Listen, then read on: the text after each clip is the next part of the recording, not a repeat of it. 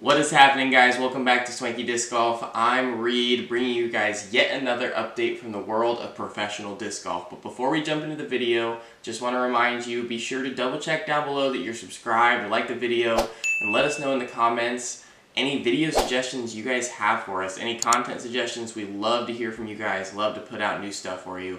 But without any further ado, let's hop into the video. Alright guys, so a lot has happened since the last time we checked in, and a lot of things. I heard a lot of comments from you guys about how, man, why are you speculating about where these pros are going to sign when you don't know? And the answer to that question is because speculation in the world of disc golf is like an 80% success rate.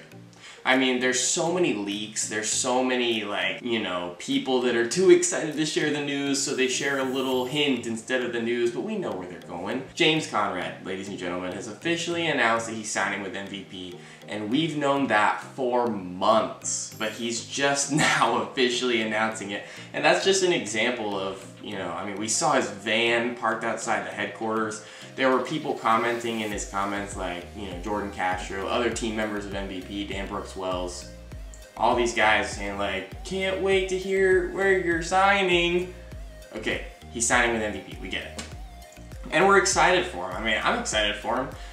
He sort of gets lost among all those players. I mean, Innova has some of the best players, you know, Calvin Heimberg, Ricky Wysocki, Nate Sexton, like those three are probably top 10 players.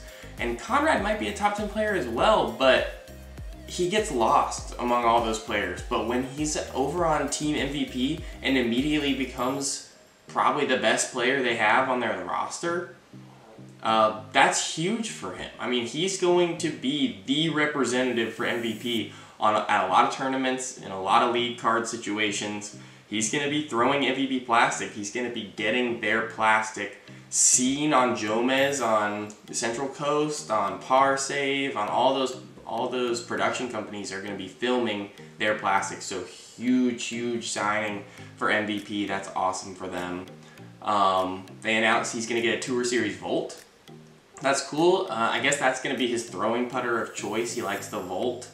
A lot of guys from MVP, what are they throwing? Ohms and volts and ions. All those putters are, I don't know, they all look the same to me. I don't throw a ton of MVP. I love Axiom plastic. Don't throw a ton of MVP though. But yeah, so James Conrad to MVP. Happy for him. Alright guys, Ezra Aderhold. Not Aderhold, Aderhold. We announced in the previous video that he was re-signing with OTB, and while that is the case, as many of you generously shared with us, that is not his only sponsor, and he is not going to be without a manufacturer in 2021. He has signed with Discraft. They got him. Ladies and gentlemen, they got him.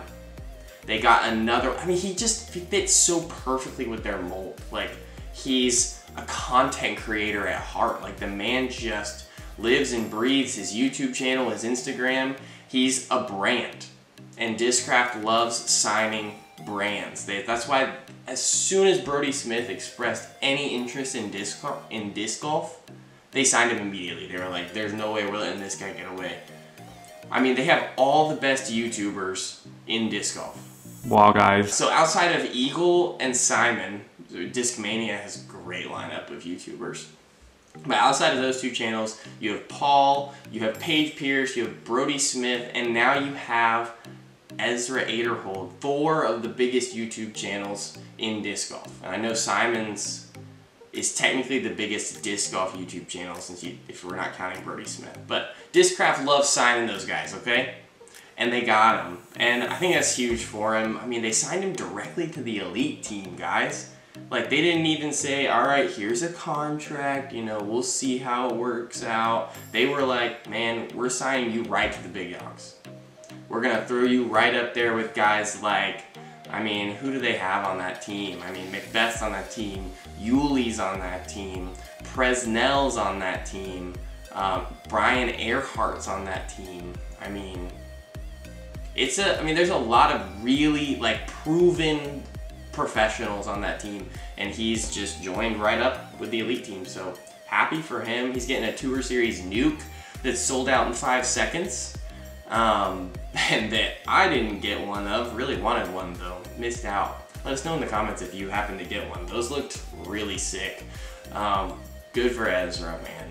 I'm excited to see what his bag looks like now that he's gonna be taking stuff like his FD3 that he was throwing out. He's gotta take his P2 out of the bag. I don't know what he putted with before. I bet it wasn't... No, you know what? I think he was putting with Lunas, so he'll stay putting with Lunas. I'm boring. Okay, anyway. But yeah, Ezra Aderhold to Discraft. Just a few things to talk about that are interesting.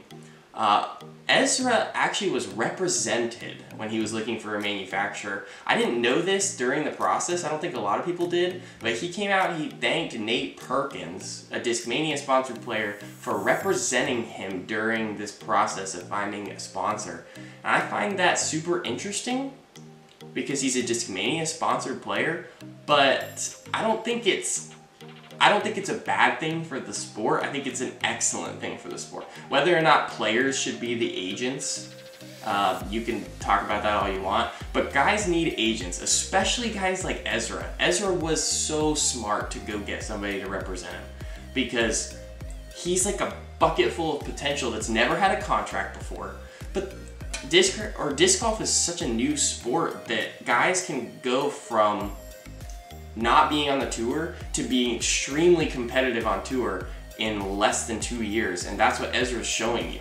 He's gone from nobody knew his name to placing top 10 on the Pro Tour and winning Silver Series A tiers and shooting 1100 rated rounds almost. Like, I mean, he's just out of nowhere. He's a thing on tour. So good for him for getting a sponsor and being smart about it and not just going out there and thinking, well, I'll just get the best deal they give me. Get somebody to speak your name and raise that price. That is sick. I hope to see more of that on the tour. Whether or not Nate decides to do that for more younger players, I don't know, but I hope to see more of that. The last thing I wanted to mention to you guys is just a little sad note. A sad note, the PDGA just announced that the Pro Tour coming back up is going to be starting out in their Phase 1. And if you're not familiar with Phase 1, it just means it's referring to their COVID protocol, their COVID-19 protocol.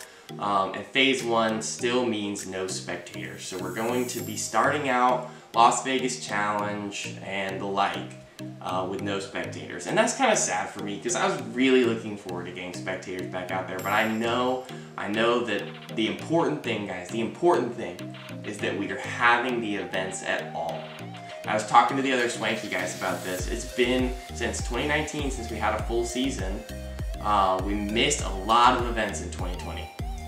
And this year we're getting the full National Tour, the full Pro Tour, and Worlds, and I'm just so excited to watch disc golf again, guys. Next month, we're like a month away. I think we're like 30-something days away from professional disc golf out in Las Vegas.